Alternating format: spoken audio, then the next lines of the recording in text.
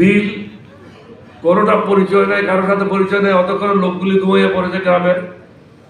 আস্তে আস্তে দেখলাম একটা ছোট বিল্ডিং, মাটির ঘর, লম্বা, মনে হলো প্রাইমারি স্কুল। ওটা খুললাম, খুলে দুইটা লো ব্যাচ একত্র করলাম, একটাতে উনি শুলেন আর একটাতে আমি শুলাম।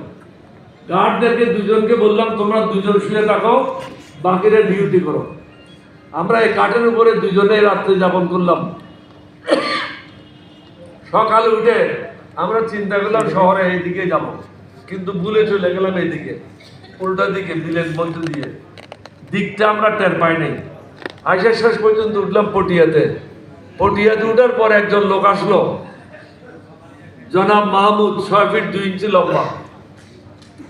অনেক লম্বা স্টোরি, এটা বলতে যাব না। উনি আইসা জিজ্ঞাসা করলেন আমি ক্যাপ্টেন ওলিকে তালাশ করছি। আমি বলি কেন? আমাদের কাঁধে কিন্তু কোনো ব্যাগ ছিল না, এগুলো আমরা ফলাই দিয়েছিলাম রাত্রে, শুধু খাকি কাপড় ছিল। মেজর জিয়া উল্টা দিকে বসা ছিল মূল চেয়ারে, ওসির সামনের সিট আমি।